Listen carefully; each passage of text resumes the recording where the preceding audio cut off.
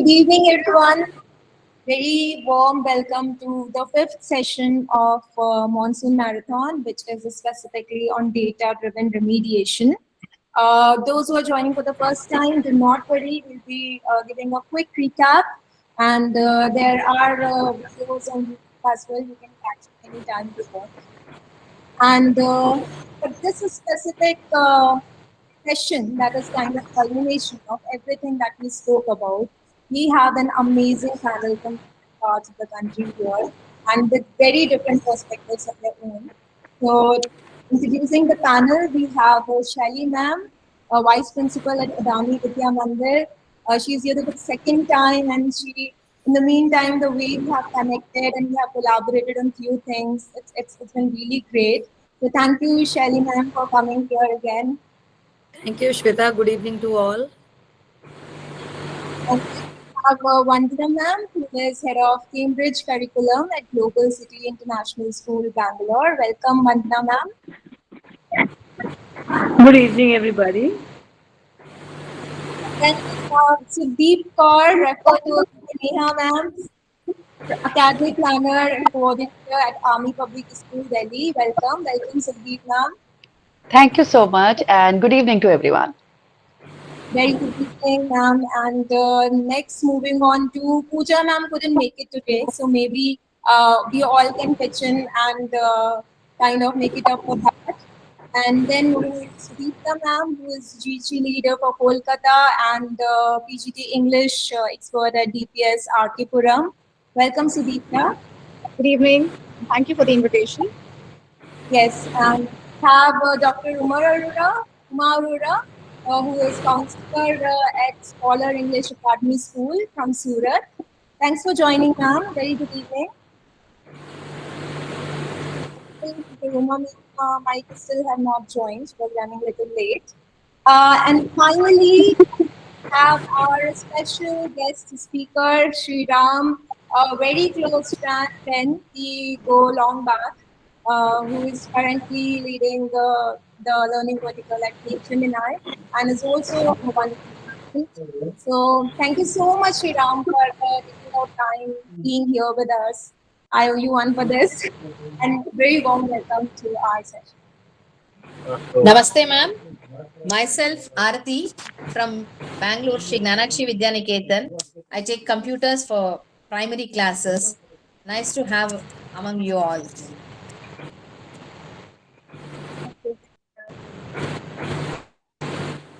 All right, with that, I would now want to introduce my proxy for the event, Neha. I think most of you know her. Yeah. And here from Army Public School. Thank you so much, Neha, for offering the hosting part today, and over to you. Thank you, Shweta. And it's actually a pleasure because this is one of the favorite places I've started enjoying being, the Monsoon Marathon by Neo.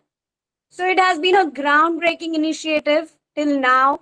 And it has been a marathon, not of physical endurance, but of intellectual growth.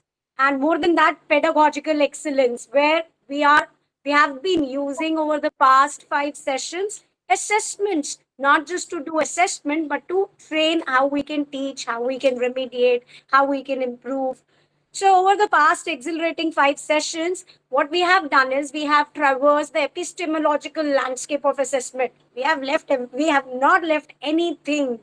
So, from the art of inquiry and through the contentious terrain of online versus offline evaluation, which was amazing. The live debate that we conducted with the teachers, with the members of the educational community, it was really exhilarating. So then we delved from the mechanics of effective assessment. We explored goal alignment. We did rubric rampage, feedback dynamics, and we touched upon the gamification of learning.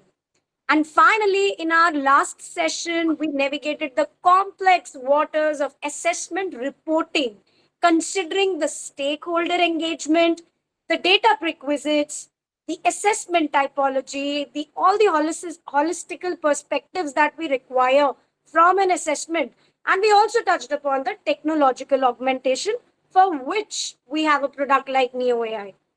So, in our sixth session today, we dive deeper into the dynamic world of data driven remediation. So, from assessment to reporting to now using the data. So, now we are going to have the numbers, meet the narratives, get the insights, and use the insights to transform the classroom. So, today is that, let's go for action. We have a lot of theory, a lot of tools. Let's see how we get the success. So today we start with our first section, which will be the building blocks of success, which is the data that we need for effective remediation. So for this, Shweta, you are inviting. You're muted, Shweta. So, Vandana ma'am. Anna ma'am from Bangalore, on this. Over to you. Good evening once again, everybody. And this is my first time on this platform. I'm so glad to hear all that recap which has just been done. I would say this definitely is a good platform for all teachers to, gain confidence to whatever they are doing so far. Now, coming to the topic for the day, you're saying data driven, meaning we are looking at data remediation. And I can see a quote on the screen as of now. Audience, if you all can also see the same, it says data is the new oil. It's valuable, but if unrefined, it cannot be used. Now, this analogy, which is about comparing data with the oil, is something which we can very well easily relate to, because in the past, oil was the major, the crude oil. Once it was discovered, it became the I would say the turning point in our history, and the revolution started from there. And these days what we can see that we are into more and more of data, and this data we have to know how to use it. It really implies that data is incredibly valuable, and it just needs to be processed and refined to unlock the potential in the context of education, and especially if we are looking at the progress of a student. See, just a very simple example. We may have so many students who are always struggling in our classes, but when they are struggling, what are the different ways to help them? In the past, there were age old methods, but now we are dealing with the Gen Z, what we call, right? Now, the Gen Z definitely need much, much more valuable ways of dealing with their problems. So, if you see how is it that we actually go about, uh, can you please mute? I would request the audience to mute their. Yeah, thank you so much. Yes, coming back to what we were talking about, uh, we were saying that Gen Z definitely needs a lot of more help in comparison to what the students in the past needed. Their requirements to become the citizens of this global world are much, much more greater. We may have students who are struggling, but we can do a lot of tests. We find we just cannot, our role does not get over only by complaining to the parents that, oh, your child is not good at this. As teachers, we surely need to do a whole lot, beginning from right from the first point. When we enter the classroom, the first thing as a teacher that I would always do is write the learning objectives of that particular lesson on the board. And throughout the lesson, I need to make sure as a teacher that I do not deviate from that objective, that everyone is able to relate to that objective which is written on screen, on the board. The students also tend to get distracted, but then at that point of time, it is my requirement, it is my duty to ensure that they are on the track by definitely referring to these learning objectives as often as possible. Then, once this is done, we have set a framework for the entire classroom, right? And once the framework is set, we start progressing in that direction. After doing a little bit of teaching and learning, what we do, the next step would be to try and find out whether you have all, everybody listening to you, that all ears are for whatever I am saying. So to check on that, there are a number of ways, and that is something we have to check on regularly to find out whether everyone is on track. And for that, some kind of quantitative measures are extremely important. It helps us understand that I, as a teacher, am successful, and so are those students who are listening to us, a number of different strategies could be adopted to do this, to actually gauge the performance metrics of these students. Number of tests, we do tests. You can always look into some kind of quizzes. Apart from this, these days we are also using a lot of standardized tests, those tests which I can generate as a teacher. That is one aspect. But then the other aspect is how we go about, you know, taking up some standardized tests, those tests which are going to tell us where exactly the students of my class are standing. Have I been successful in delivering to them what is going to make them, world leaders tomorrow? So through that, for that, what is important is those standardized tests. And then, of course, performance metrics. If we are looking at performance matrices, homework is definitely a very good way to, uh, go about finding out whether we have been able to achieve our goals, enhancing the concepts that have been taught, and then the kind of time that is needed by these students to complete that task. Sometimes they just are whiling away time, and the parent would complain to us that, oh, ma'am, my son was only doing maths or chemistry throughout the time. He was not doing any other subject. But all of these have to be very, very time bound. When we give the assessment to the children, even in class, or whether it is a homework task, even at that time, it is important that we have a time bound assessment for the students always. So these questions,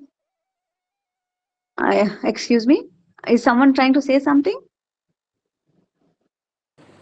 Or I shall think I Vanna ma'am, continue? it was by, yeah, continue ma'am, it was by mistake. Okay, thank you Excuse so me, ma'am. much. Yes. Then Ma'am, also, yes, can you please hi. Yes, Aarti ma'am.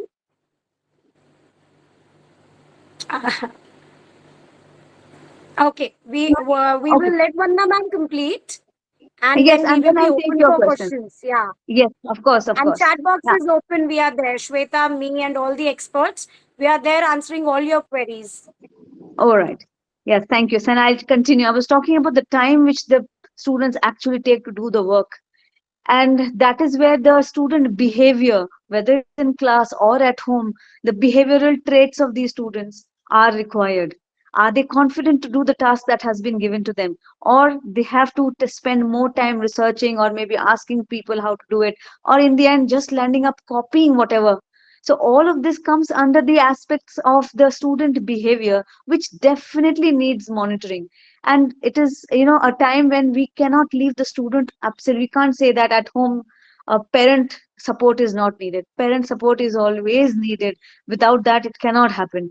We in school deal with one aspect, yes, and for the child to become a performer, to become that kind, to have that kind of class in his performance, parental support is equally important. And that behavior trait also is a part of the data. Data could be of various types: the assessment data, the behavior data, and then how much is the time taken by the student. This is also one aspect of a data. And parent feedback after that, that is also one aspect of data. So all this actually in whole, in totality, deals with nothing else but the student progress. We talk about different kinds of data being collected. We said yes, data is the crude oil, and it has to be refined. These are those aspects which need refining. How is it that the parent is giving a positive feedback to the teacher or to the school about the performance of the student? Nowadays we face, as teachers, I think most of us are teachers here, we are facing a lot of issues where there is a lot of ridiculing done by the parent community, that we have started taking that as part of our job. But nevertheless, it becomes very important that someone gives us that feedback whether we are on the right track or not. And for that, parent feedbacks makes a lot of difference to us. We take in, of course, it's important that we listen to every parent, because every sentence spoken by them is extremely valuable.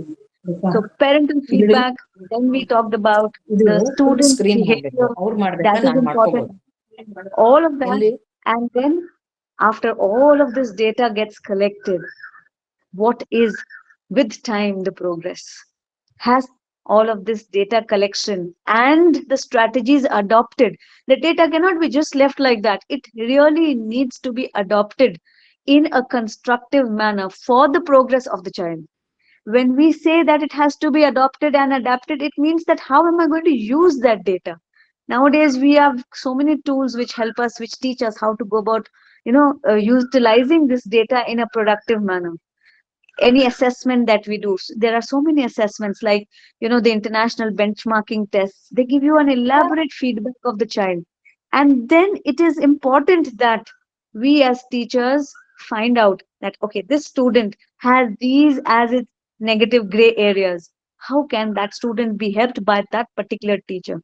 If we are using the feedback constructively, then we can make a difference in the life of the student. Otherwise it just stays exactly as it is, and the student wouldn't make too much of a progress.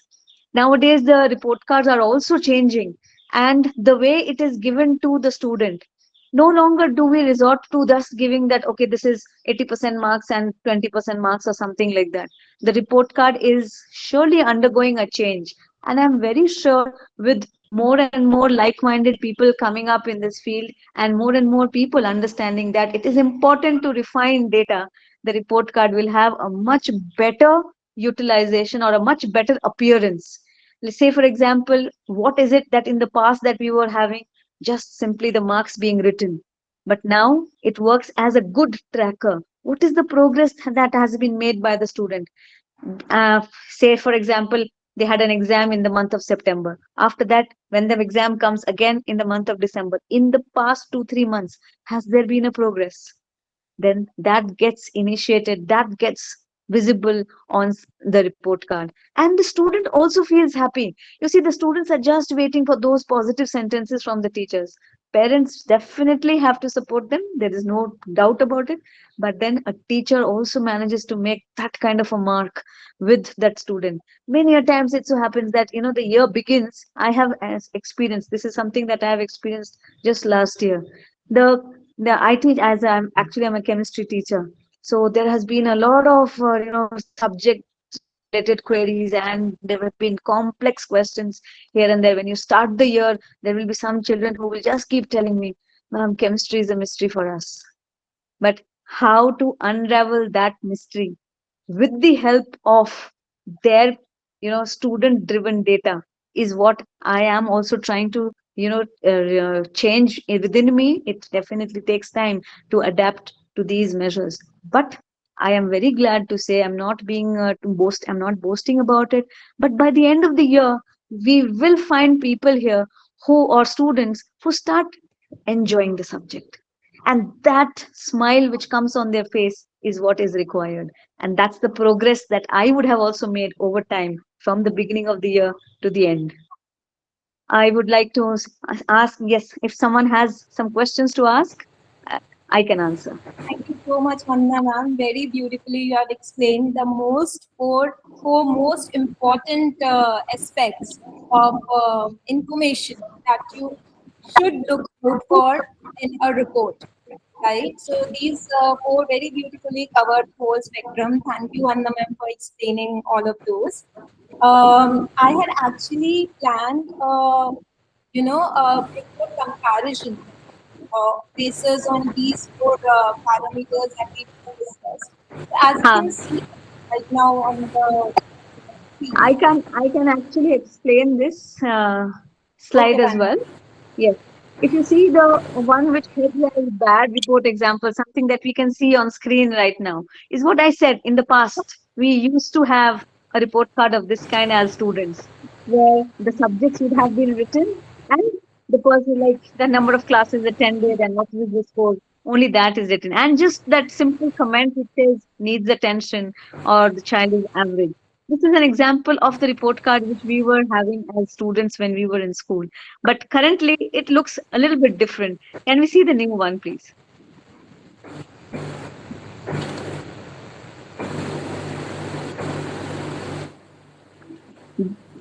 That's the example of a very good report, or an example of something which today we should make our report card look like. Apart from just writing the subject, can you see the learning objective? That has been written there. So we are moving more into a skill based area. We're trying to look at the skills rather than just the subject. What is that skill that will make the student more and more competitive, is what is written here. And then the complexity level as well. The complexity level, by that I would mean, yes, were the questions answered, were they low of the complexity levels, or were they having a higher complexity level?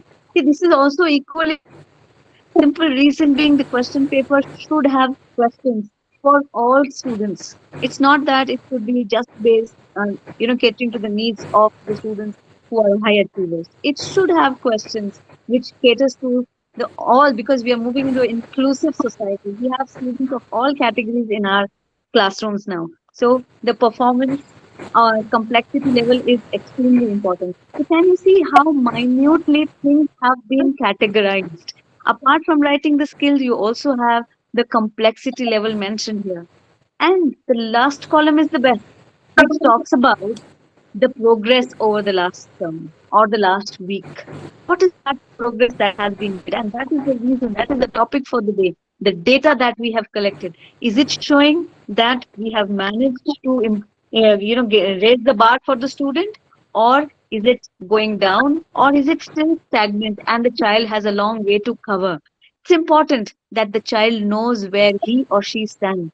Otherwise, they have got nothing to look forward to. They will not enjoy coming to the class until and unless they get that, that particular kick, that okay, I have to work to get things better. Just as in a case of a cricket match, we know that if you know that, oh, the team is going to win or the team is going to lose, you don't want to watch the match. But when there is thrill, of course, everyone wants to watch the match. The recently concluded T20 is an example of that, right? So that's what I would say. That's the thrill for the student, for the parent. The last column, the progress made by the parent. Everybody would be wanting to look and work towards that last column. Thank you. What we think about this is that it's unlike conventional reports which has rank, here we are tracking that how much the student has moved in his own journey. I think that is most important. Like, not giving a class-wise rank or something, but telling that where he has progressed in his own learning journey. Exactly. Because a class-wise rank puts them, 90% of the class down, because only those 3, 4 have been called out for. True, That true. again is a difference. That's a major difference actually, which again, these days the children don't like this at all. That okay, only those top 3 will be getting the preference, the others are all good for nothing. That feeling is a very depressing feeling for a student. Okay, here we planned that we would have some audience interaction, but in the interest of time, I think we are already half an hour through the event. So maybe we'll just have one quick one. What do you think, Hannah? Yeah, okay. So, some data wins. Thank you, Vandana ma'am. You beautifully covered the qualitative as well as the quantitative aspects of what data we need, what data can turn into an actionable knowledge and how it can work. And we saw those two beautiful examples also. So, before we do the data, how does the data win? Those who attended the last session, we saw Namprika ma'am taking up examples from the actual classroom, showing the performance, how performance over the tests shaped the way the pedagogy was modified or adapted to each student based on the learning gaps which were identified. Because of the fact that the assessment and the reporting, more than the both the things, the analysis of data that was being conducted, it catered to those specific points which were related to the learning objectives at that particular competency skill or the grade level or the chapter, the context. So it was not just breadth wise analysis, it was depth wise analysis also. So I think that is the best thing that data can do for us, guide us. So from here, we move on to our part 2, which is a very interesting session. And we are going to become data detectives now. And we are going to see that we have collected a lot of data. We have created beautiful presentation. Now it's a treasure trove that we have. But then what do we do with it? So, how do we look for an insight that is going to show us the actual misconception, that is going to guide us through the tunnel of the learning gap towards what the student must know to meet the minimum level of learning, or to move from the minimum level of learning to the next level of competency. So, for this, we invite Ms. Sudeep Kaur, and she works as the academic planner with Army Public School Shankar Vihar since the last 15 years. But more than that, even before we heard these words called data analysis and assessments, she has been passionate about trying to see what numbers mean. So she has been working in the school towards this since a very, very long time. So I invite you, Sudeep ma'am. The stage is all Thank you so yours. much. Thank you Please help so us much, become Neha. the data detectives. Thank you so much, Neha. Thank you. And good evening once again to all the teachers, the educators, and I believe a very important stakeholder has joined us today, the parents. For them, it's very important they also be a part of the analysis that we do and we work towards the customized solutions. So, as we all are talking about, we know that how data is so important in assessments because it is giving you a concrete evidence of how a learning is taking place. It helps us you to tell where is the strength, where is the weakness, and where are those learning gaps that I need to fill. And this helps the teachers to create those instructions which are very, very importantly required. And these, our teaching techniques should also be data driven. That's very important. You cannot be planning a strategy without knowing what was behind it. You cannot plan any interventions. And that is why the students' learning outcomes are going to improve if we have a data driven decision making done. In a school like ours, we have a culture of continuous improvement. And for that, it is how we are collecting the data and how we are analyzing it over a period of time. So, when I talk about the pinpointing the exact areas of improvement, it is actually the trends that we see over the scores. Neha would agree that we have been collecting data from years now.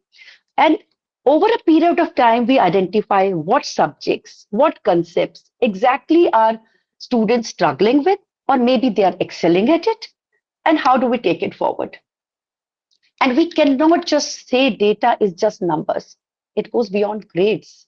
It could be a behavioral changes that are happening. Talking about attendance records, a child has been absent. We do not know. Uh, how much does the child participate in your class when you're talking or discussing something? Maybe I'm taking maths, but it could be meaning for every other teacher. And maybe how much is his interaction with other teachers? So remember, data goes beyond numbers, beyond grades. His answering ability, the completion of work even on time or not, even that could be a part of my data. How a child is reading. So these all broader aspects are where a teacher gets a hint and is able to identify, is the child struggling, or is it just obviously I look at the grade, the class not doing well, but there are deeper causes to it. So also at times you cannot negate things away just because the trend is negative. There could be some hidden talent in your children which you may not have been able to identify. This helps you to compare the data from different classes, grades, schools, and that is what leads to successful strategies. And that's what we need to work with, this clear understanding of an individual's need. That's when the teacher can create her personal learning experiences. You cannot plan strategy keeping a class which is whose levels are different. Maybe there is some other class who needs a different type of approach. Just yesterday, we were talking about a class which has got about 10 children that are special. How am I going to create the same type of work for all the classes? So that's where this data helps me to empower, to create a learning environment that helps a child to reach its full potential. So that is where we need to personalize our assessment data. Also, it's very important if you look at these, the analysis that we have done. As we all know, these are reports which are treasure houses of information. These are waiting to be explored. And one needs to be a detective to find out those little details, looking at the patterns, looking at the anomalies. It's an example like when you're visiting a doctor, he's asking you uh, the symptoms, and he's going to talk about so many symptoms. He's trying to find out what exactly is wrong with you. So that's how a teacher is going to be working here. So, like an archaeologist, dig deep into these reports. Are these subject specific? If you have a look at it, we did some analysis from, I think, one of the class result analysis, and those identification gaps that we have tried to identify, these are not something that we have just written needs attention, needs to do more. It has to be very, very clear what exactly is needing attention. Are you talking about one concept? Which concept then? It cannot be a generic report. So analyze the reports. For example, there could be common struggles in maths happening across some grade. We in our school, in fact, discovered that our kids were not able to do the word problems. And this we learned when we did a very detailed analysis over a period of time. And then each one of us worked at it, and this problem was so consistent that we realized that it is actually the English of maths that the children were not understanding. There were words of maths that were not clear, taken away. How much more? Combined together, left over, split into three equal parts. That is where, and we realize that word problem is just not a problem to be written and worked upon. And that's where we started working on it, taking on a totally different approach and an additional support. So that's how you try to connect the dots here. Do not look at the test scores or the grade scores in isolation. See how they connect. What are the deeper things to it related to it? Your child taking a good participation is very good in class discussion. Is the same child also able to write his essay well? Probably yes, maybe no. Is there a correlation with the homework load or more extracurricular activities and a drop of attendance? Look beyond the numbers, go into details. So, all these numbers tell a story, but remember, student behavior adds a context to it, it adds a story to it. A disruptive class may have a different learning outcome or may have a different teaching learning strategy that needs to be adapted to. So, by mastering these, becoming not just a data report reader, try to be a data detective, uncovering those patterns, trying to bring in the clues, identifying the areas of improvement, and then personalize your learning teaching experiences. So do not just present the raw data, explain what it means, what's the story behind it. And can you connect to a bigger picture? Neha was just mentioning the broader, the depth and the breadth of any concept. Yes, also, one more thing is very important that everybody cannot read data. Do not overwhelm with too much information. Focus on the specific insights that your data reveals. Use simple words. Those jargons will not help to be able to understand it. So that's I think, is very important as a teacher. The same clues, again, if you look at the data, the report looks more consumable. When I say the word consumable, it's easy to look at these pictures, these charts and graphs and take out inferences. Who likes to read lots of numbers? It's not easy to interpret it also. So a general view, the way it has been presented is very important. It should be clear, accessible and actionable. And also, please remember, we cannot be working, we have to work in a time bound frame. So, if we say, what can be more, how do you make your reports more consumable? Neha ma'am, can we go to the next slide, please? If you look at how visualizations make it more consumable, ditch that spread chart now, turn the data into bar charts, pie charts, the graphs. Patterns are easy to see and identify. Use infographics, make your data very clear, concise explanation. Create an informative pic. Use your creative dashboards that you can use in your real-time class drills. And then you can customize the views based on your students' needs. Remember, clear summaries, highlighting just the key points, use color coding techniques, annotations. That's what draws an attention to the important data points, not a lot of raw data or a lot of numbers. So your raw data is like a pile of unwashed dishes. And what make it consumable is a beautifully made meal. That is what it looks like. So remember, context is the king. So just do not work on raw data. Make it easier for everyone to read. Highlight it. And that is when the management, the educators, the administrators are going to be taking some informed decisions and giving you that support for student success and a continuous improvement. Yeah. Thank you, Sukhdeep ma'am. Uh, And before yes, we ma'am. move on, and before I let Shweta also talk, I just wanted to highlight 2 points which were Yes, ma'am. amazing. So the first thing which Sukhdeep ma'am was trying to say is something that I had read when I was a kid, that it is important not to know what you do not know, but it is Yeah, also important to know what you know. So that is what you were trying to bring out, that the level where you are, what you know, what you do not know, absolutely. not just the negative points, but so much more.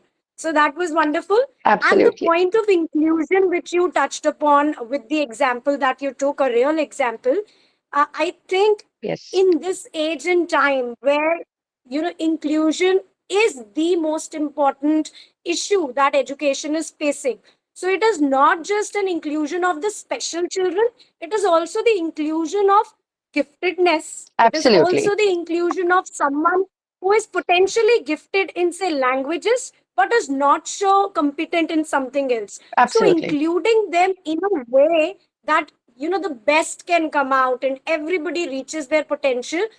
In order to kind of try to do that, we have to have data. There is no Absolutely. way, like Sudeep ma'am gave the example, the doctor has to ask the symptoms. If the doctor just keeps working on the different sets of medicines and just when a patient comes, he gives the best medicine that he has created, it might still not work. Work. So, Absolutely. in order to ensure inclusion of any sort, we really need to work data driven. That is the only way forward.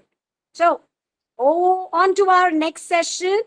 And now we are going to move from the planning that we have done to achieving some actual progress so that we can work on making the action items that we are going to use to generate our data.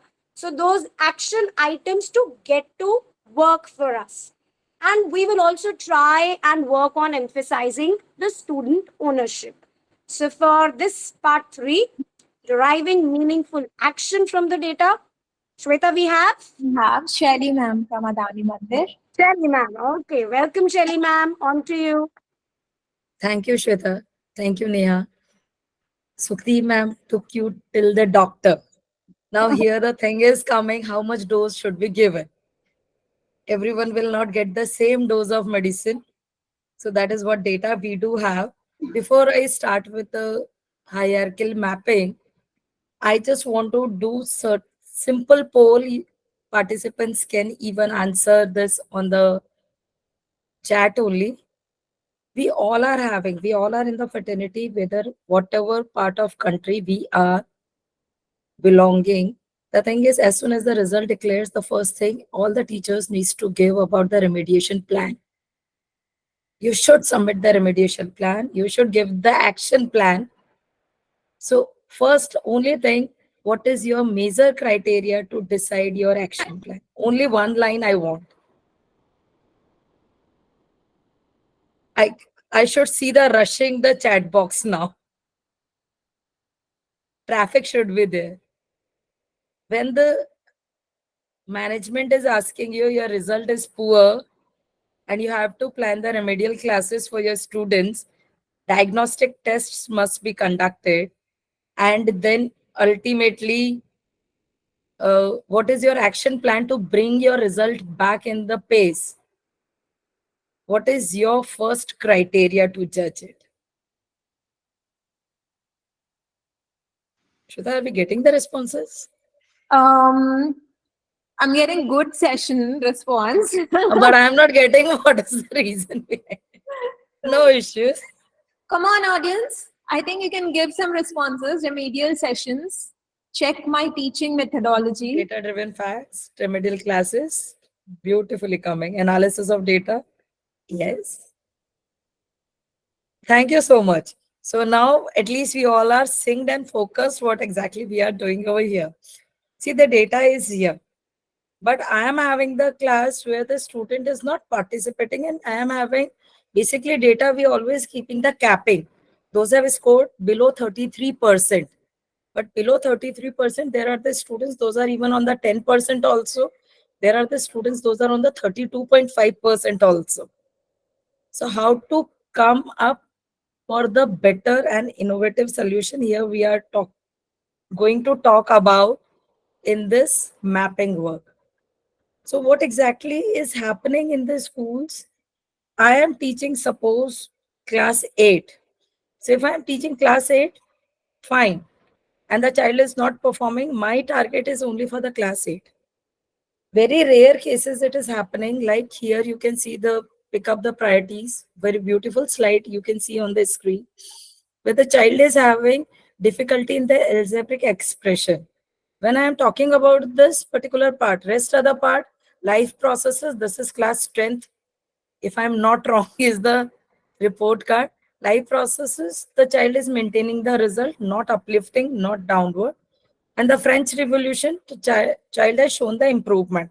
So the concern which is coming over here, that is coming with the algebraic expression. There are two ways to analyze. Okay, the teacher can think that, okay, this is my target, my 10th standard result. This is my current class. I am appointed for this class and my work should be done. I will give the frequent practices, diagnostic worksheets, continuous tests, and the child can improve with the result. But here the thing comes, it's not that the child who is studying in class 10th is only having the problem.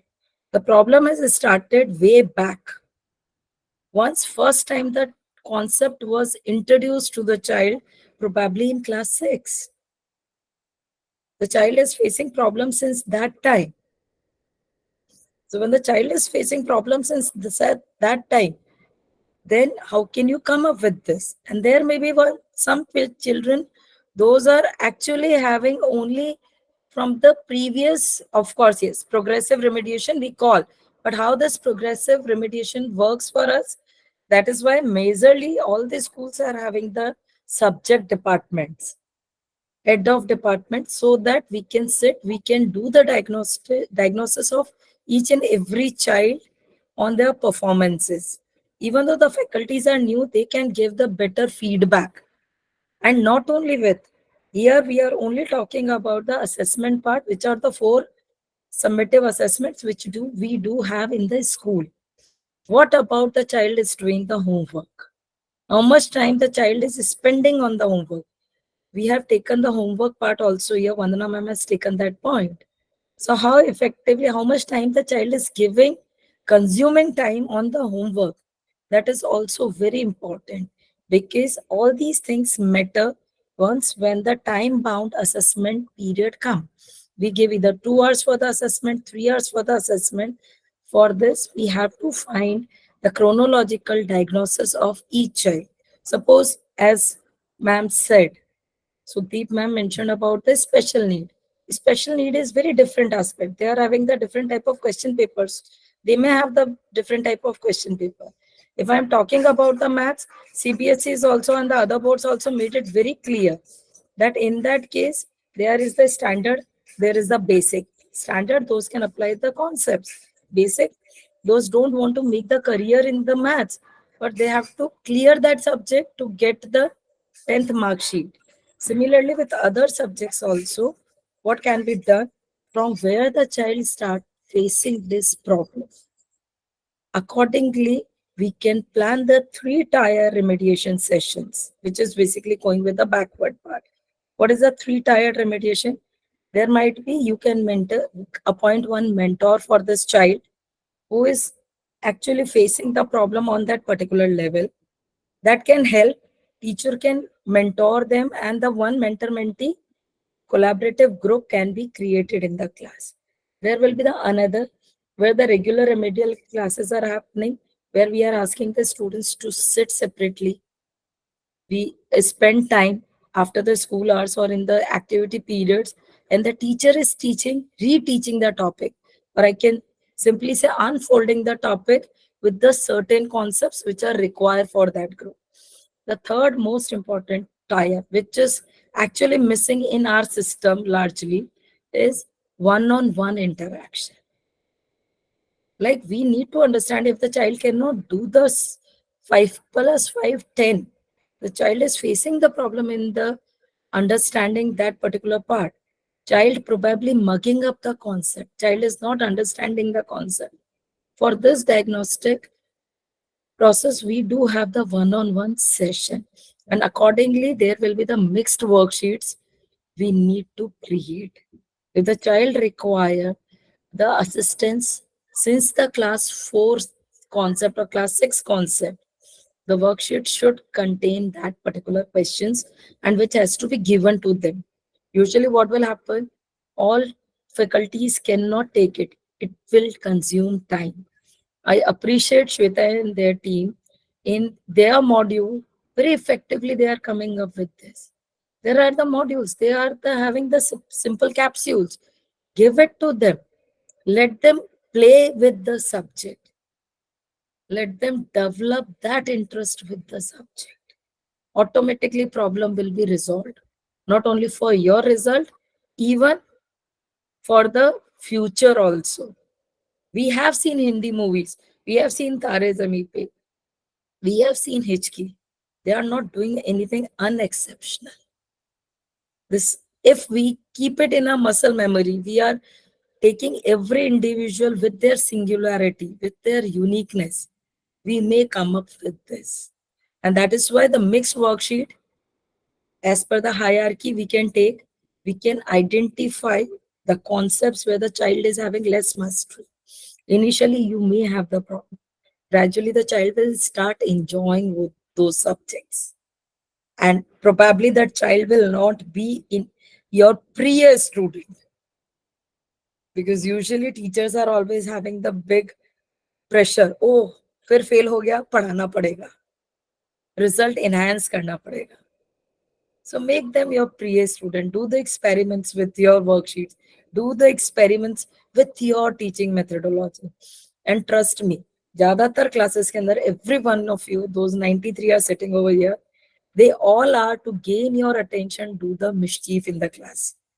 And they are largely being tagged. ये तो है ही ऐसा, इसलिए पढ़ता नहीं है. And if I take it, शैतानी करने के लिए भी बच्चा दिमाग लगा, which means they do have brain. Only the conditioning of brain is required. So let us start playing with the concepts only.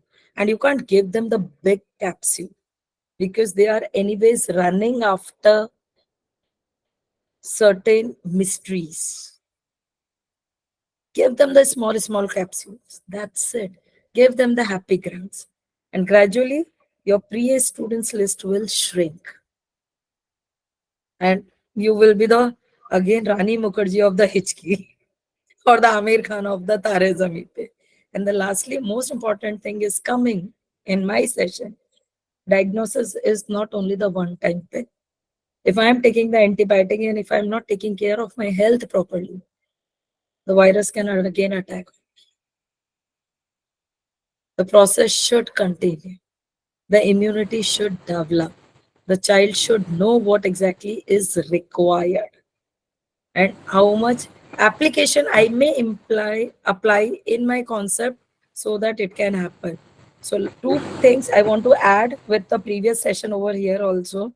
The CBSE is also coming up with promoting such type of learning apps. They have come up with the NCRF. We all have heard about it. There you must have seen, they are even counting the hours, how much hours child will take to complete the homework. Suppose the child is participating in the mime or the stage events and all, those skills are also being added in the credit points. And the lastly, my humble request, because when I was a pure teacher, I used to follow this. Unfortunately, we are in the world where the red is always for the negative sign. As soon as you are showing the red mark, pictorial impact will be so deeper, especially till primary section. If possible, use pink, beautiful pink color. Now the pink tones are also coming. So this may be the positive reinforcement for our pre-A students. So, and the diagnosis to be on the same topic again and again. This is the culmination of my session. Thank you. Thank you. I just remember that post I now have. Let's turn the red pink into rainbow hues. I was like similar views coming in, and I'm sure the whole teacher community resonates with that. One thing, Neha ma'am, that I loved from this section, and for which I also want to kind of give a shout out to Shelly ma'am. She has been helping us in kind of breaking down the chapters to concepts to sub concepts. That is okay, but the idea of actually came from her. Only I'll just quickly revisit these slides. This part we actually kind of got triggered at one of the calls with Shali ma'am, that how it is important to know that a learning objective is is important or going to be important in the future learning journey of the child. So this importance score of every learning objective is calculated by calculating that okay, how many concepts in future, like in coming grades, are going to depend on it, and to some extent how many were the base because they also lead to certain other concepts. So it's a very calculated approach of giving importance to every learning objective. Right. So that kind of helps in, because there might be students who have a lot of areas to improve, but then how do you prioritize that? Okay, which one is the most critical learning objective that he or she has to learn in this specific grade? So that is one, and then also calculating or breaking down the foundational concepts, that okay, class 10 algebraic expressions के लिए क्या क्या foundations सही होने चाहिए. So this, we call it like the conceptual hierarchy architecture, was something that Shelly ma'am has been helping us a lot. And so I just wanted to give a shout out to her. Thank you so much, Shelly ma'am. Thank you, Shweta. It is the mutualism, I can simply say. The ideas are here. I think Rachel, someone is here in the meeting, is raising hand again and again. Please go Rachel, ahead. you Yes, Rachel, ma'am. Would you like to add something to the discussion? Okay, I think ma'am will be back soon. So I'll just quickly add Shelly ma'am and share something that even in my class 11th, in the maths register, there are crosses, yeah, big crosses, but they are done with pencil. And when I have to give them a tick mark, there is a tick mark, there is a star, there is a smiley, and sometimes I will write awesome. What amazing effort you have put. So yesterday I was writing impressive. So they were like, they went back and showed, see, impressive. And you won't believe, everybody won't believe that even kids in 11th, you give them a star, we feel they will bully each other that, oh, you are ma'am's pet, you are this. That does not happen. They are still competing. मेरे इतने star हो गए, तेरे कितने हुए. So we have that to is why use I would try to say feedback. wonderful job, Neha. Yes. Wonderful. One, Actually, and it ma'am, that requires. point, that pink point is also wonderful. So I usually go to Subdeep ma'am's table because she has lots of pens and my classes are everywhere in the school. So I will just go to her table, pick a pen. So she was on leave one day. I went and picked up an orange pen. So my class said, ma'am, ab se orange lana hai. Ma'am, no pink, no purple, no blue, no black. Get orange. So you will see my register has no red pen. The red pens are only for the See, if examinations the because that red is how pen the from the system is. teacher's life to be removed, so probably the Yes, trauma will reduce half the way. yes. For teachers also, when Sudeep ma'am was showing those wonderful graphic tools, they were so colorful. They instantly put you at ease. Because color, naturally, the mental health of Yes, the teachers is also very, very important. very So color important. does that to us.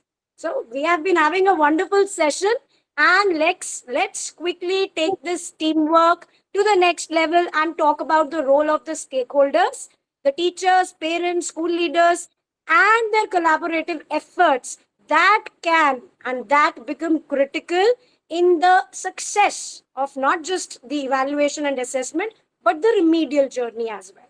So, Shweta, whom do we invite for this? I think ma'am is So, not there. action items that get results we have. We have Sudipta ma'am for this one. Over to Oh, Sudipta. Good evening. So we've been having a pretty fabulous session so far, and I like the metaphors. I like the metaphors used by Shelley ma'am about the diagnosis and how once we go to the doctor, we need to know what has happened.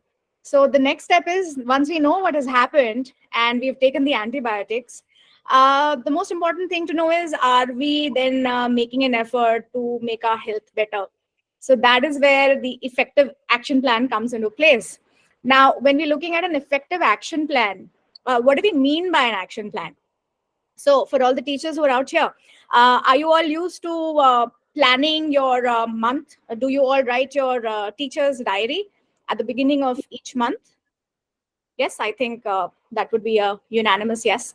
So, why is it that this process is still continuing over the years?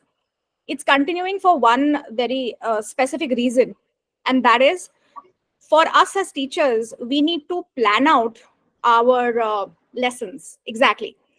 Daily lesson plan, a monthly lesson plan, a weekly lesson plan, which has to be effective. Now, as we all know, the National Education Policy of 2020 has been focusing on this area very, very specifically because it talks about how we need to have an action plan which is inclusive, which caters to multidisciplinary learning and providing children with a holistic education along with technology. So for teachers who are a little, underconfident when it comes to technology, let me tell you, it's just the initial starting phase when we feel a little underconfident. But once we delve into technology, and thanks to people like Shweta and Neo, that these are the platforms that allow us to get better with our own technological skills. And I feel this is where our children also come into the picture because it's not just about the teachers having a certain idea of technology, but it is also how we transfer that to the students, and it is a two-way process. That is something that we all have to understand because the NEP 2020 is focusing on technology, on critical learning skills and collaboration. And that's a perfect recipe for success because that is exactly how we're going to help our students not just be best students, but also allow them to be better citizens and human beings in future. So the NEP insists that we promote value education, we promote our all cultural learning, and we give them that strong foundation which would then allow them to be global citizens. And this is where the SMART plan comes in. Now, a very beautiful slide that Shweta has prepared, of course. And very clearly, as you can see, the slide is self-explanatory. What is a SMART plan? Now, SMART is an acronym, as you can see. It stands for S for specific, M for measurable, A for achievable, R for relevant, and T for time bound. And we are all smart teachers, aren't we? So we need to incorporate this smart and effective action plan in our teaching and learning process, which would allow our students to do better. So quickly, I know there's paucity of time, so I'm going to quickly go through these items here. Why does the action plan need to be specific? When we are jotting down our daily plan of action or a weekly or a monthly plan, we need to have a clear goal. So I'm an English teacher. So my focus is the four skills: listening, speaking, reading, and writing. So I want my students at the end of a particular week, a particular month, to have certain specific goals that I want them to achieve.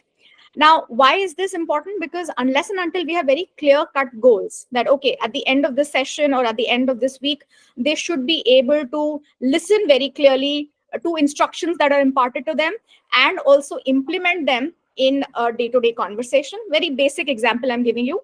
Unless and until that is very clearly defined, it will be very difficult for us as teachers to identify where is the learning gap. Therefore, it also has to be measurable, which is the next point. We need to measure the progress. Now, how do we do that? Thanks to technology and thanks to the different kind of tools that we as teachers use, say for example a worksheet, a quiz, or in in a classroom where you have a smart board which allows you to do even a basic poll and helps children identify certain answers to questions. These are very small but very effective ways for teachers to understand how we can help the children become better. So if there is a concept where we as teachers feel that they are lacking, it will allow us to identify the area which is problematic for most children and then help them. It has to be achievable, because unless and until the points are realistic, practical, suddenly we can't say, okay, 11th grade student should be able to write a 100 page thesis overnight. Not possible. Let's look at a class 11 student should be able to draft a letter, a formal letter, maybe writing to the editor very clearly, without any grammatical errors, without any spelling errors. Now, that is an achievable and a very realistic kind of a goal. That brings me to my next point, which is relevant. Now, once we've identified where the problem lies, like sometimes even for grade 11 students who are joining from different parts of the country, they find, for them, English is a foreign language, right? So they find that they are not able to express themselves as well and as beautifully as they should be as a 16-year-old or a 17-year-old. So now, what is it that we need to focus on? We need to focus on the learning gap. Whether or not what we as teachers are imparting in the classroom, is it relevant? Are we giving them proper samples? Are we allowing them to express themselves? It's not just about what they are writing, but how they are writing. How are we going to help them in becoming better than what they are? So it is about milestones. We need to reach from one milestone to the other. It might be a very small one, but learning is a learning. That brings me to my next point, which is, of course, having a deadline. So we all understand the importance of having deadlines, but are we able to translate that into some kind of a vision? That is essential. Unless and until we tell them that these are certain deadlines that we set for the students, we as teachers also need to have clarity that, okay, by the end of this month, what is it that we are expecting our students to do? Will they be able to write clearly? Will they be able to speak clearly? How are we engaging them in discussions? How are we engaging them in different kinds of activities? So let me tell you, teachers, it is not an easy task to be a teacher these days, because you literally have to be a multitasker in the right sense of the word. We have to be good collaborators. We need to be critical thinkers. We need to be creative. We need to think out of the box. But trust me, each one of you is actually doing a fantastic job. So what we need to now keep in mind is ensuring that this action plan is chalked out very well and beautifully by all of us. And once we do that, it brings us closer to our next step. And the example of good action items, we need to focus on two aspects: the diagnostic action, identifying what is the issue, diagnosing. If, for example, if a child is unable to do a certain task, depending on whatever subject you're teaching, we need to diagnose the reason behind it. Why is there a learning gap? Why is there a shortfall? And then that brings us to the next step, which is remedial action. Now, once we have understood the problem, then we need to find ways in which we can help the child. Also, a few examples, how we have a buddy system in class. I know most of you are familiar with that example, allowing people to, the students in a class to sort of pair up and helping, there's a mentor who kind of helps a child. That is a very effective step in helping them understand a concept better, especially when it's taught by their peer group. And also, we can also have a smaller group, especially some of us are definitely dealing with children from economically weaker sections of society or children with special needs. So the instructions given to such students are going to be very different from regular students. And therefore, taking out some time when such remedial measures and such remedial tasks can be done, which would again be helpful. And just to quickly wrap up, I'm just going to simply say that actually a quote by Helen Keller comes to my mind, that alone we can do so little, but together we can do so much. So please collaborate with other teachers, please collaborate with other people who will give you those ideas and help you become the best teacher that you can be. So thank you, Shweta, for inviting me, and over to you. Thank you. Thank you so much, Sudipta. And for the next part, I would like to invite Sriram. Sriram has a very extensive experience in the field of learning in consumer space, in corporate, and he has also done a course in clinical psychology. And there's a lot that I can talk about, but I think I'll just let him share his views on the overall perspective of education system, what he looks at from his lens, and what as a parent are his expectations from different stakeholders, and what he thinks as a parent he should take accountability for. So thank you so much, Shriram, for joining us today, and over to you, please. Thank you, Shweta. The pleasure was all mine. A quick correction, not clinical psychology, behavioral science, both are totally different altogether. I don't want to give a very wrong impression to people here, right? So, the most important thing that I discovered throughout the past one and a half hours is that what I wanted to talk was different, and what I'm going to talk is going to be totally different, right? That is because I have literally seen the tables turn around in terms of how education is morphing, and what we as corporates used to speak in terms of data-driven approach towards performance analysis, or a user-centric approach towards learning as a process, continuous learning as a framework, right? And more so, SWOT analysis to understand strengths, skills. Okay, these were things that the learning and development and organizational development functions were doing for organizations at least 5 to 6 years back, right? Now this entire talent transformation component has come in, and we have started emulating educational institutions, right? We no longer believe in yearly performance cycles and then a data-driven performance mapping to skills and skill gap analysis. What we believe is in monthly check-ins, just like how we do in scrapbooks for primary and secondary education people. When I used to be a kid, right, I still have my LKG, UKG till my grade 4 teachers uh, quarterly scrapbook entries where they have said Sriram is a very distracted child and tends to distract others. He's good with studies, no problem with that, right? So I very quickly started understanding that I tend to distract people. And then I remember my mom coming and talking to the teacher, and then the teacher said, "No, you need not be worried about it, because distraction is good, because he likes to speak. Maybe he'll become a good speaker." Right? I very clearly remember the teacher's name. I was very young, but she's someone I never forget. Her name is Girija Ramaswamy. And I'm talking about 35 years back, 35, 40 years back. So I still remember her name. I remember how she looks because she's very close to me. She was my grade 1 teacher, right? And I still have that scrapbook entry with me. And these are few things that will stay for a very long time. But at the same time, it makes a lot of sense as a parent to see a very metrics and data driven approach. But at the same time, as multiple panelists very rightly pointed out, it is the key is not in data, but in its analysis and interpretation.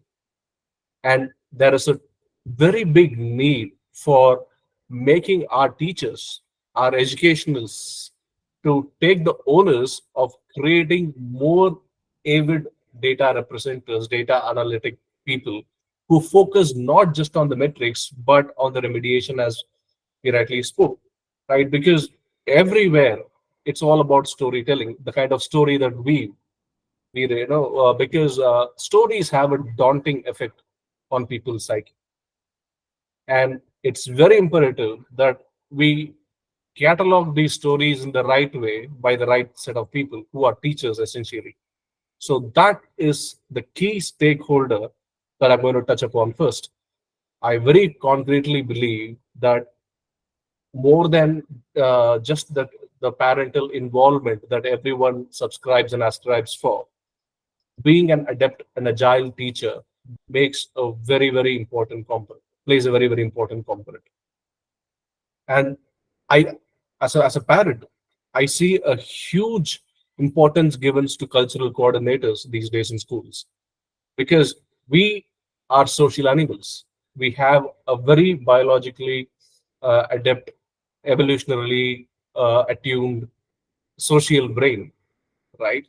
And to quote one of my favorite authors, Mr. V.S. Ramakrishnan, in his book Telltale Brain, he says that our mind is not like this, hard disk or a RAM that processes information.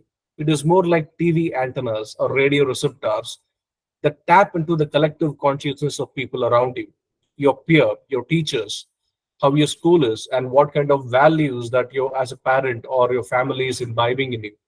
So all these stakeholders play a very crucial role. And one thing that impresses me, or I see a huge development in the recent past, is that most of the schools have a beautiful LMS in place, right? Now that predominantly is restricted to teachers, students, and a primary parent, or maybe both the parents. But I've seen few schools, like my daughter's, where I can also put multiple people who are responsible for her learning as part of the LMS, right? And we get 360-degree feedback, just like corporates, in terms of what she is doing, how she is doing, and what is required, right? And things like, the things that we were not exposed to previously are getting very much highlighted, right? So how many of us knew about something called a synesthesia, right? Overlapping sensory perceptions, like people can, you know taste emotions, right? See music. So those things, when kids tend to do it, we used to blame it on, imaginations, or we used to say that, she is very highly imaginative, or he is very highly imaginative. No, nowadays teachers have the tools to completely understand what it is, right? And they need not be treated special, but they just have to be, made understand that, we as parents are made to be understood that, this is how it is. There are people who do that, and there are literary figures who have done that.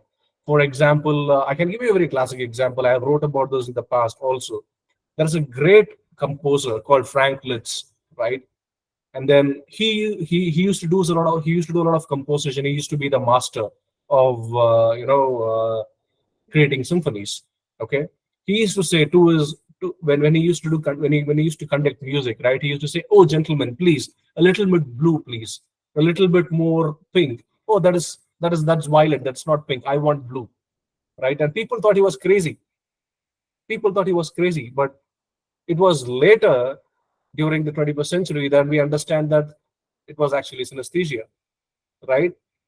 And when Pablo Picasso said that it took me 4 years to paint like Raphael, but a lifetime to paint like a child, we should understand that how important the formative years are, and how important stakeholders, multiple set of people who are responsible for their, total upbringing. Number one, their formative years, their rudimentary understanding of the world around them and how they interact with it becomes very imperative. So, and peers, the kind of people who they interact with, and having a quick tab on who they regularly speak with, are very, very important. And whether we like it or not, more than 70% of a kid's time is spent in schools. Awake time are spent in schools. So the teachers have the greatest onus of building that beautiful peer network and ensuring that, they are exposed to the right elements. Now, that is where the key towards having the great environment, or multiple effective stakeholder management, to be put in corporate parlance, makes a lot of sense. And it is the responsibility of every parent is to find a school like that, to find a support system like that, right? So that is one thing that I wanted to touch upon. And we have already spoken a lot at length about all the parameters that has been talking. We have been talking about data and other things. And I also believe that there is going to be a huge component of continuous learning that is going to come into play the following session, right? What I would like to say is, learning never stops, right? And the most important thing that I want to highlight is that the code that I already said, that treat our brains like receptors, right? Because gone are the days when we were focused on skills and knowledge. Let me ask you a very simple question. In your current role, or the kind of person you are right now, you will have three things. One, a set of skill. One, knowledge, which is nothing but ledger of known things. That is why it's called knowledge, right? It's nothing but a ledger of known stuff. And how you use the ledger determines how skilled you are, right? And then you also have something called as talent, right? Now, tomorrow, suddenly you wake up as a doctor, right? Tomorrow, you suddenly wake up as a doctor. Will you still have the same amount of knowledge that is required to do your job right? The answer is no. Will you still have the same skill? No. But will you have the talent? Yes. Talent is untouchable, right? Because it is built right from your formative years, and schools are responsible for it. Skills and knowledge might vary with your responsibility. And the greatest owners of building talent, or the greatest talent builders, talent magnets might be organizations, but talent builders are always schools. And as long as we remember that, and schools take up the onus of creating a great tapestry to build such beautiful learning ecosystem, which is also continuous in nature, I believe we are on the right path. Thank you. All right, thank you. Thank you so much, Shira. Neha, ma'am, would you like to add anything here?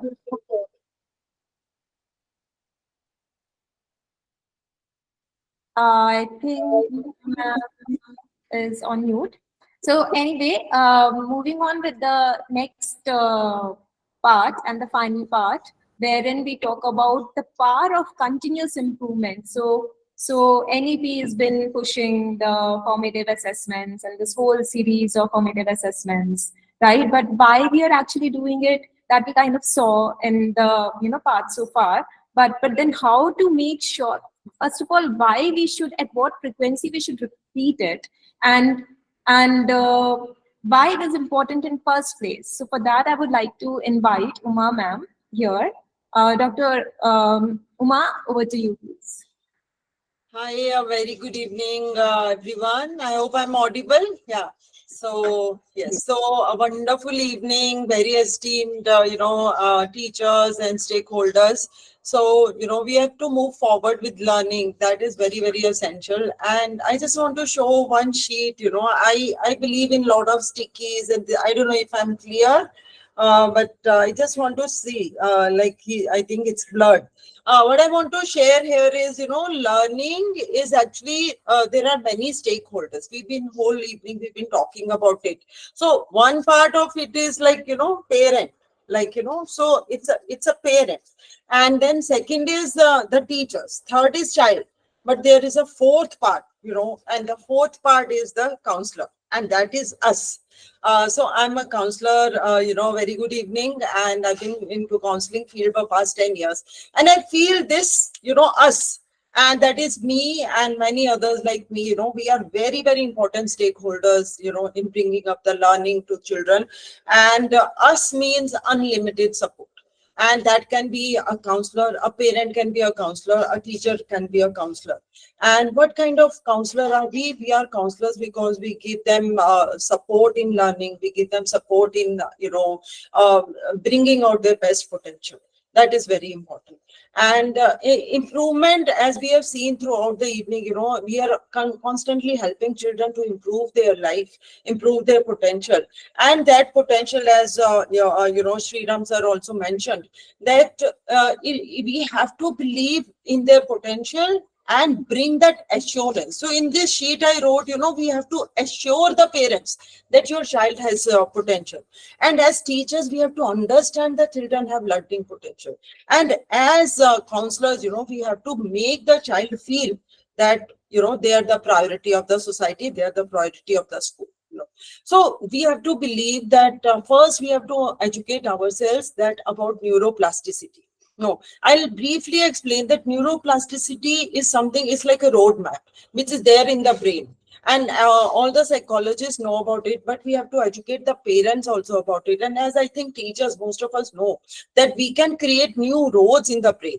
So that mindset we have to have, that बच्चों के दिमाग में हम नई road बना सकते हैं. We can create new paths even if they are not learning right now, but there is a potential, and through our intervention, they can create a new road. Second important aspect is that we have to give them challenges. If they will not have any challenges in their life, if they have a laid back attitude, or, if our exams are easy, if we are pampering them, then we are not doing justice to them. So as a counselor, I've seen, sometimes teachers take it for granted that, make the question paper very easy. Let's do a lot of spoon feeding. But I think now is the time we have to, the Gen Z is ready for challenges, and let's really treat them very differently and give them challenges and make challenges the learning process for them. And not only that, brain grow because we challenge it and get the feedback from them. Two processes, we ourselves need to get the feedback, like as data analysis and everything whole evening we've been talking about. Second is from children also, we need to get the feedback. Like this is, as a counselor, I do, I open the forum with the children and get their feedback of the learning in the classroom, their feedback about the teachers' techniques, their feedback about the, and it's a healthy environment. So this is very important, this that we open this Gen Z towards it, because they are ready. They are, you won't believe a second standard student is ready to give their feedback. Which teacher is teaching well, which teacher is needs to improve, and they are not very negative about their comment. Why we do not let children give their feedback is because we are worried, they'll be very negative. But they are such wonderful kids, and they give a lot of positive feedbacks. This ma'am, is better in singing than dancing. So why don't you introduce her to singing, or why don't you make her a music teacher? So this is the kind of feedback they give, and which is very good for their brain development. So let's. So the third point here I want to give is that embrace the journey means that learning is not about the destination. We all know that we set smart goals as schools, we set targets. Like I've been right now I'm doing academic counseling for the class 9, 10th, 11, 12th, setting their targets and everything. But if right in the beginning we give them a target, the journey, the station, that at the end of the road, maybe 3 months, maybe 6 months, maybe like 1 year, where do you want to see yourself? Their mind opens and the learning becomes faster. So here, this diagram says this so very beautifully, that growth oriented feedback is like, actually first is assessing. We have to assess where they are standing. Then there is an intervention, through the remedial process or through some technique, when we, and we have to do a lot of brainstorming there. Remedial is not very easy. Finding assessment, doing assessment is also not easy. But both these processes, as teacher, as counselor, as stakeholder, like along with parents also, we need it back, and we have to assess, we have to create a remedial process at different levels. As somebody earlier mentioned, I think this ma'am mentioned, and I wrote down all 3 points that she mentioned. There are 3 points that we have to give in the remedial process. And along with that, That's not enough. We have to reassess. We have to re-examine our whole process, that are they learning something? So we are in our school also, we are having this remedial classes, and through that we understood that children do not even know basic Hindi matra. And that is, I'm telling you about 9th and 10th standard students. They do not know. What they were doing when I was assessing them was E ke upar they are putting big matra. So I realized, and I guided the Hindi teacher that please don't think that 10th student, don't take it for granted that 10th standard students know the Hindi very well. And she started the basic process, teaching them the matras, Hindi matra, ka, kha, ga, and we put it in their head that if you will learn this, only then you will get your Hindi marks, and the whole class learned it beautifully. And I'm using this module, in rest of the classes also. So we have to reassess, we have to educate ourselves and keep finding, new techniques, so that this growth cycle of learning continues, and, children face, like have new targets and they succeed in whatever they are doing. Yeah. So yeah, can we have the next? Yeah. So this reassessment process is very, very important, because here, we have to actually assess the whole work. We have to, it has to be time bound, and we have to create a right balance, whether it's now or, it needs to be now or it needs to be later. If it needs to be now, then we cannot postpone it. Like right now, if we are going with the first term, then we need to make this assessment right now, before we open the subjects, before we open some new, forum, before we start some new thing in the school. And then we have to create diagnosis immediately. Like, what's the point of doing this whole process 6 months down the line? So we have to assess, we have to, maybe it's something we have to put our foot down with the management, with the administration. But I think as counselor and teacher team, we need to do that. And along with this, it's very important that these are consistent. There will be no result in learning if we do something today like a mushroom, and then we lose heart. We lose heart in the potential of the teacher. We lose heart in the potential of the students. We have to continuously try. Like I remember last full year, I went in creating a student at a glance. I wanted this one report card where I can see the whole student, and there are thousands students in the school. But I'm so happy that I've finally been able to create that module, and I'm successfully using it now. So this is very important, and along with that, the clarity of the teacher as well as the child is very important. That children also know that why are we doing these interventions, why are we creating these modules, and this clarity will help them in their learning process more. Along with that, along with this remedial assessment and the whole process, one thing is very essential, that the child really understands that we are the support group. Most of the time, when the children report card comes and their marks are down, and we call the parents, children feel threatened. They feel scared. They feel fearful. But somehow we have to make them assure that this phone call, or when we are calling your parents, and the same thing is for the parents also. We need to assure the parents that we are calling you to the school. We are calling, this call is for a futuristic purpose, for the benefit of your child. So that assurance, that support we have to give to the parent. And of course, as I earlier mentioned, this process has to be going again and again.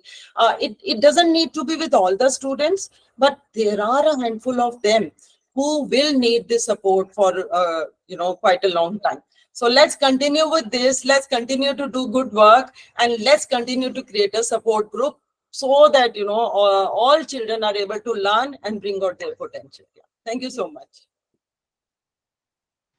Thank you so much, Uma ma'am. And I would also like to just mention here that this is also a thing where, am I on mute? I'm audible, No, no, right? fine. Fine, Yeah, yeah. fine. Yeah. just want to mention here that this was also something where me and Shelly ma'am were discussing, and some of these points, where she mentioned that okay, the difficulty level of the reassessment, we have to make sure that it's same, but also make sure that it's not the same assessment, right? So similar, but still same topics, same difficulty level, and the frequency, how to time it perfectly. So there is a lot, I think, that goes into designing reassessment, which is little more complex than just driving the assessment. And I think with these guidelines, that can be driven. So thank you for that. And thank you, Shalini ma'am, also for your inputs for this slide. And yes, uh, Okay, I'll quickly add Shweta before you end up the session. yeah. While you invited me after Sir had spoken, so there was something with the device. I was speaking, but it didn't reach. So, when Sir was talking about, he was talking about the core.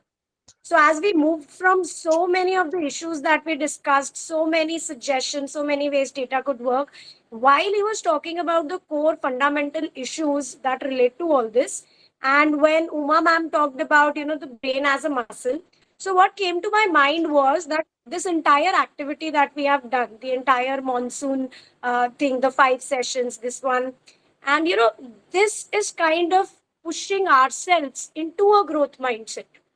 So it is not like as a teacher, I go, I teach, and some result happens, and I'm helpless, I'm clueless, I don't know, it is as it is.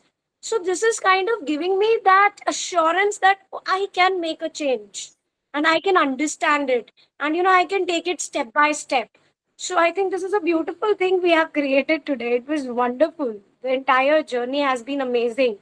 And for a teacher to start enjoying this development of growth mindset, this is so essential to what ma'am started by saying. Vandana ma'am, this Gen Z, they are a growth oriented generation. They do not stop, they do not rest, they do not have the, they, as we like to say, they are restless, they are unstable, but that is not so. So like ma'am was saying, if we motivate it positively, channelize it, this restlessness can be the growth mindset. So I think we have done a great job. Kudos to all of us, all the audience, all the teachers. Yes, Shweta, on to you. Thank you, Neha, for beautifully putting that. So I just want to quickly wrap that how whatever we discussed in today's session and the previous sessions, how technology today can make it happen. Like earlier, it was just not even possible. So we saw that how we need a very detailed and refined report on each student, and we need to do it continuously, and at a specific frequency. So there would be multiple reports for each students, and we want to do it for multiple students also. Now, doing this kind of deep analysis and kind of showing the aggregate numbers, the personalized numbers for that specific student, that too accurately and that too in real time, because if this analysis comes after 1 week or 2 weeks, then it is not that much of use because the child has already moved ahead in the learning journey. So providing so many insights in real time is something that we are building at NEO, where you can drive personalized diagnosis and assessments. I think I have like for most of the folks, I think you are already trying out the beta app. We're gonna officially launch it in the closing ceremony of Monsoon Marathon, and I'm very happy to announce that this teacher community and this community of experts like Shelly ma'am, Neha ma'am, and many others have actually helped us and given us so many inputs, which has helped us in training this LLM on the pedagogy and curriculum. And we have a great tech team who's kind of refining the personalization engine further, which takes care of the personalized requirements of every student and make it very, very easy for teachers to send these assessments at their fingertips. So it takes less than 30 seconds to drive this whole, to trigger this whole cycle, right? There are a few product demos and things in the previous sessions. Those who want to kind of have a look, they can refer them. But the main benefits here that I would want to highlight for teachers are basically access to the best LLM models that are there at present, because we are using the best of everything in the background. And then the aggregated reports, which makes insights very consumable, so that you don't have to spend a lot of time into finding the clues, and then recommend the diagnosis and the reassessments with all the, it's not that since it is just happening in 1 second, that means that all of the required work is not done. So the system is already trained on the concept hierarchy architecture, that, okay, this concept is weak, this is at this level. So what are the possible sub-concepts that needs to be tested? And if from those sub-concepts, a certain thing is not at level, then how to, give the remedial actions for that, following all the guidelines for action items. This you all get in this app. This is just a glance of one report that we also kind of showcased in the previous session.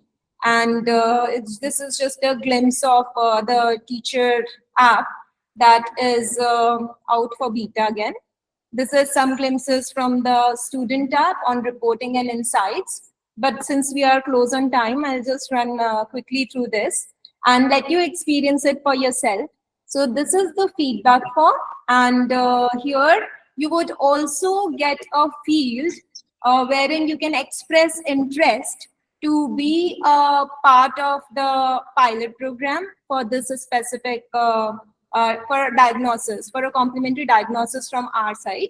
So it generally runs for about 1 to 2 weeks, wherein we run a kind of generic diagnosis assessment for all your students, and then you'll get a report something like this.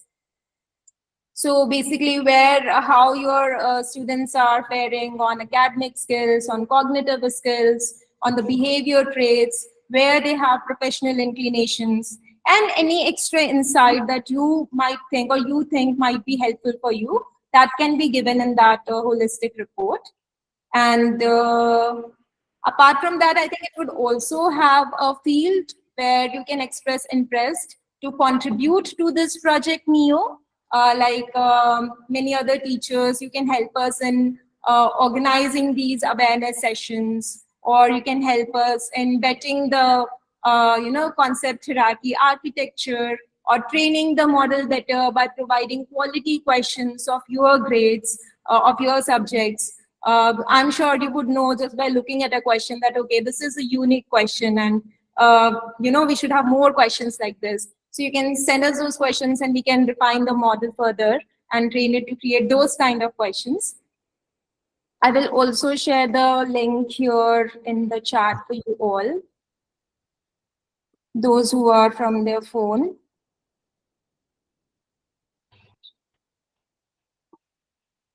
Coming right there.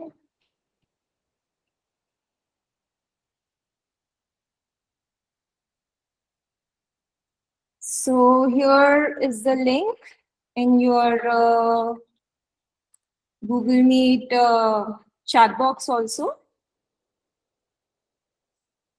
And while you guys are filling the feedback form, there is a little announcement I want to make.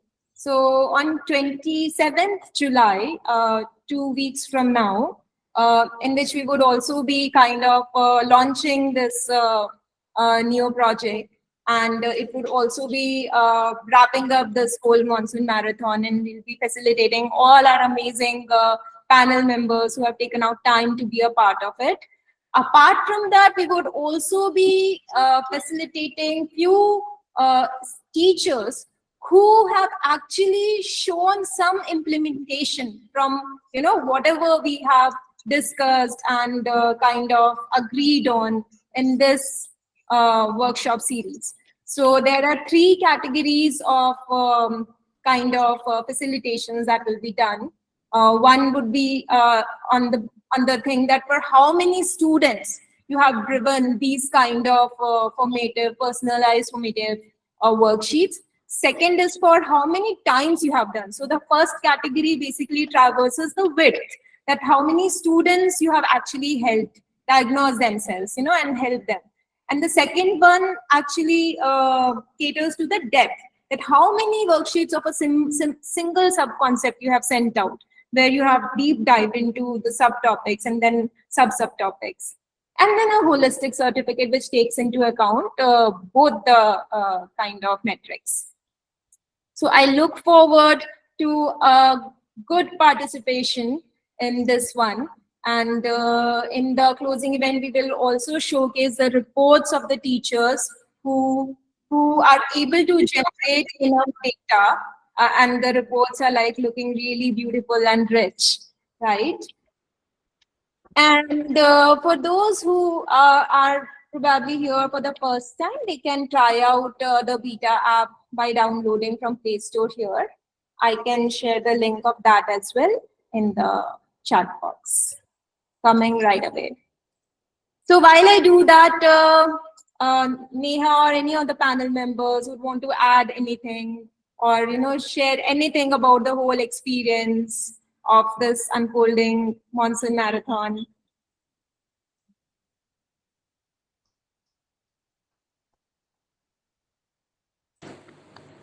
I think I have spoken enough. We'll wait for the others also.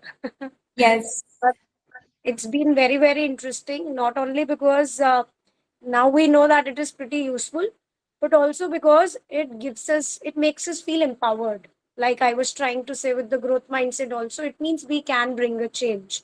And through the sessions, what we were trying to do was to lay a framework to spell out, that journey. That is why the marathon, there is so much to do, but we try to spell out exactly that at each level what can be done. So, see, working with data is a never ending process. So, we have just started. And as we work on it, I'm sure together with Neo also and with groups like these also, with the teacher community, I think that we have a long way to go and we have to keep improving. This is really never ending. The remediation never ends, the diagnosis never ends, and once we have reached one point, we have to go beyond. So we will continue doing it. I'm sure of that with Neo. And I made, like, for me, it was an amazing journey because I made a lot of friends on this journey, like Neha and Smita ma'am from Varanasi, Shelly ma'am from Ahmedabad, and there are like a lot more folks. They are not here today, but Dipali from Delhi, and now Sukhdeep ma'am. I already have a friend with Sukhdeep. Now I have. Absolutely. And that's what binds us more, Shweta. Right. No, but a wonderful, wonderful session, Shweta. I such an eye opener for me. Listening to people and bringing in that parental viewpoint was really nice. It's really good to hear that side of the story too. Thank you for that, Shriram. That's really amazing.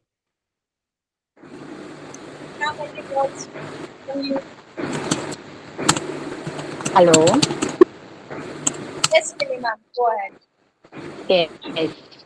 The sessions of all this marathon, it was actually a marathon running itself where we gained many of the knowledge from the basically just thank Shweta because she to establish the of the digital educator where we came to know where we are.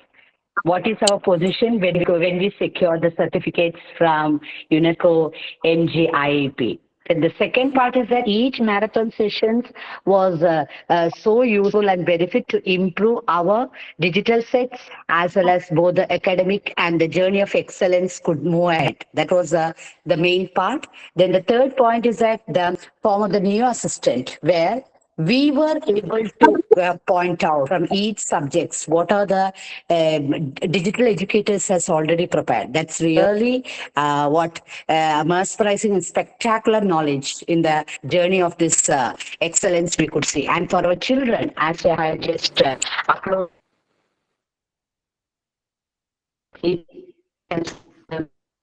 examinations and to increase their by the trigger. Journey starts with the dynamic and vibrant Shweta Tanve from Bengaluru. Okay, thank you so much for this opportunity. Okay, Thank you, thank you, thank you and so much. Thank you so much, Mini ma'am. You are one of our very first users, and I see actually the data here from the backend almost every day. And I know that you are actively using the Neo Assistant also, and you have also come back to me with yes, when you were stuck. So teachers like you, early adopters like you, really have been helping us and shaping up the product, and I can't be enough grateful for that. And this is the reason that we have been able to build something. and one more thing. Yes. Okay, and one more thing, this let this marathon expression series go ahead with the same pace, same energy, same dynasty. Okay, let Almighty give that strength. Definitely, definitely. Okay. Hello, Shweta ma'am. Good evening. Uh, Pooja. I haven't, yeah, this is the first time I have attended, and that too is just some 10-15 minutes back I joined. So I don't know much about what is actually going on. But then, whatever I have heard, uh, Uma ma'am saying, even Sairam sir and Neha speaking, I felt it was quite interesting, but I don't know much about it. So, if I could. No problem. All the Monsoon Marathon sessions are there on YouTube, and you can Okay. catch a quick, summary of all of them there. And if you want to experience what Neo is in itself, if you want to try it out, then here is the, QR code on the screen. You can scan it. There is a link So, as well. yeah, in the link as I went through, it was asking how many children you would like to diagnose and all that. So, where is it and how are we going to do that? Yeah, for that, if you have filled the form, I will reach out to you. Apart from that, this Acha. application is on Play Store, so you can try it out yourself also. You can download it and you can try it out. But for a full-fledged diagnosis, there is a lot of planning that goes into that, for which Hmm. grade, which chapter, how to time each micro Hmm. assessment, you can call it. So that we are Hmm. doing for limited schools in next coming month. And in the feedback form, I have asked expressed for that. But Okay. you can Thank you. always try it out for yourself also. Yeah. App link is here, the chat box. Oh, thank you.